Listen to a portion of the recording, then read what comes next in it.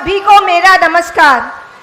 सबसे पहले मैं आप सभी का धन्यवाद करना चाहूंगी, आप सभी का, मंच पर बैठे सभी वरिष्ठ साथियों का, ऐसे समय में आप सभी का साथ देने का बहुत बहुत धन्यवाद। अभी तक आप सभी अब तक समझ तो गए होंगे कि दिल्ली के मुख्यमंत्री अरविंद केजरीवाल को एक गहरे राजनीतिक षड्यंत्र के तहत जेल में डाला हुआ है। सबसे पहले मार्च में लोकसभा चुनाव से जस्ट पहले ईडी ने दिल्ली के सीएम को जेल में डाल दिया, एक बयान के ऊपर, बिना किसी सबूत के। बयान है एनडीए के सांसद मगुंटा रेड्डी का। मगुंटा रेड्डी सिर्फ एक बार सीएम से मिले थे। उनको कोई चैरिटेबल ट्रस्ट खोलनी थी दिल्ली में, उसकी जमीन के लिए वो सीएम से मिलने गए थे। इस मुलाकात को ईडी ने घुमा दिया। ईडी ने उनके बेटे, सांसद के बेटे को जेल में डाल दिया, 5 महीने तक जेल में रखा। इस बीच उनकी मम्मी, माताजी बीमार हो गई। उनकी पत्नी ने आत्महत्या की कोशिश की। अब ईडी ने उनसे कहा, आप अरविंद केजरीवाल पर इल्जाम लगाओ, उन्होंने आपसे 100 करोड़ रुपए मांगे थे। डील हो गई दोनों में, झूठा बयान बन गया और अरविंद केजरीवाल को अरेस्ट कर लिया ईडी ने। ईडी ऐसा क्यों करती?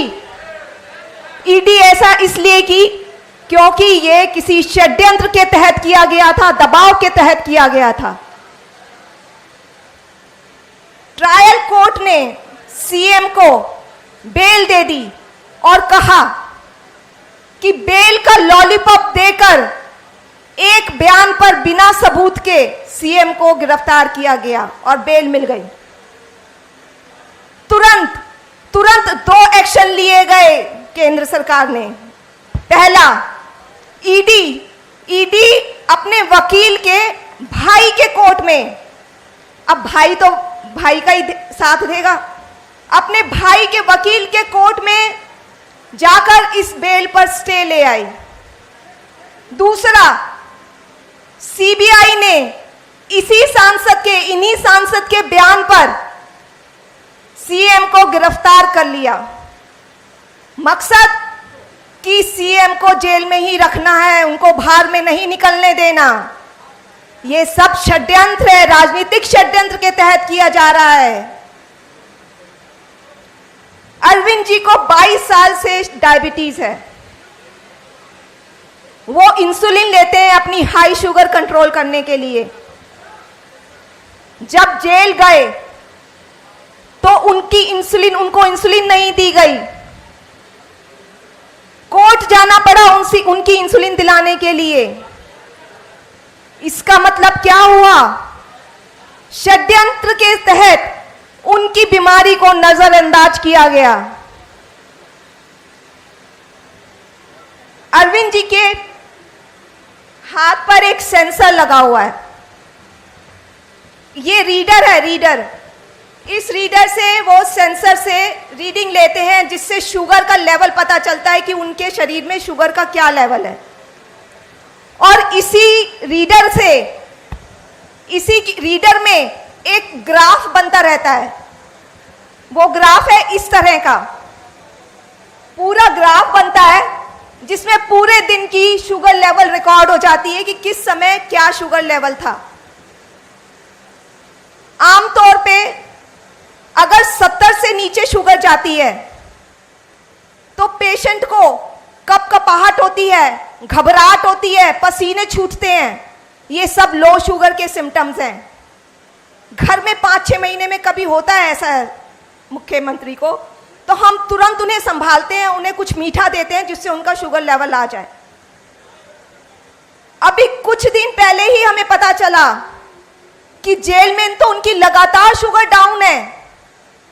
5 बारी 50 से नीचे गई है रात में सोते हुए। जाको राखे साइयां मार सके ना कोई। ईश्वर का लाख लाख शुक्र है कि कुछ अनहोनी नहीं हुई। उनकी जान को बहुत खतरा है और साजिश षड्यंत्र के तहत उनकी बीमारी को नजरअंदाज किया जा रहा है।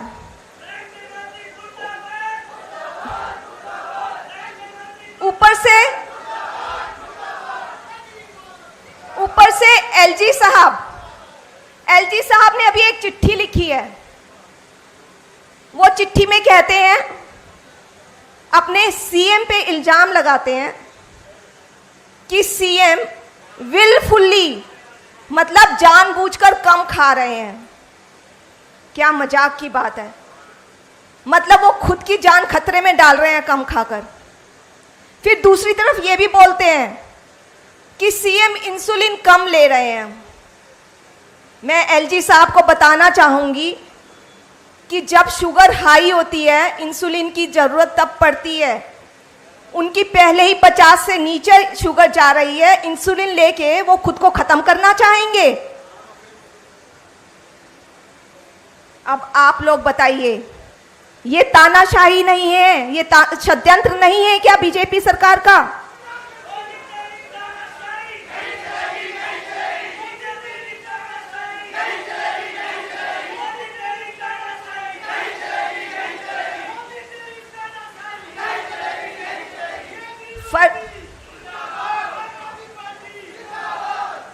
फर्जी केस, सेहत के साथ खिलवाड़ और एक जनता के चुने हुए मुख्यमंत्री को बदनाम करने की कोशिश कर रही है ये सरकार। इनका सिर्फ और सिर्फ एक ही मतलब है, एक ही मकसद है कि कैसे दिल्ली के कामों को रोकना है। क्योंकि मुख्यमंत्री किसी ना किसी तरह से दिल्ली के लोगों का काम नहीं रुकवाते। वो लड़ाई कर करके सब काम करवाते हैं दिल्ली के लोगों का। भाजपा की राजनीति, भाजपा के 7 सांसद दिए दिल्ली के लोगों ने। आप उनसे पूछिए दिल्ली के लिए इन भाजपा के सांसदों ने क्या काम किया है।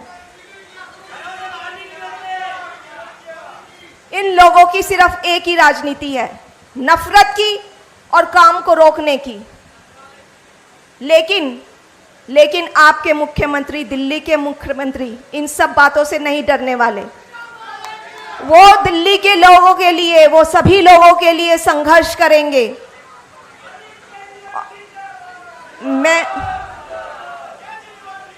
मैं 30 साल से उनके साथ हूं। मुझे पता है उनमें सेवा का कितना जज्बा है और मैं आशा करती हूं कि आप सब भी उनका साथ देंगे। धन्यवाद, नमस्कार।